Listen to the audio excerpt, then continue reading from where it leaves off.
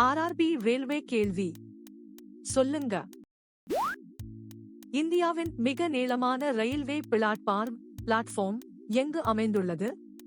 ஏ Kharagpur Kharagpur, B Kollam Kollam, C Gorakhpur Gorakhpur, D Hubli சந்திப்பு Hubballi junction. யோசித்து சொல்லுங்கள்.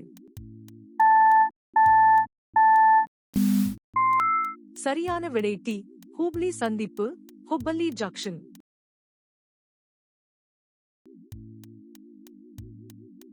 சரியான பதில் கிடைத்ததா? லைக் செய்து சப்ஸ்கிரைப் செய்யுங்கள்.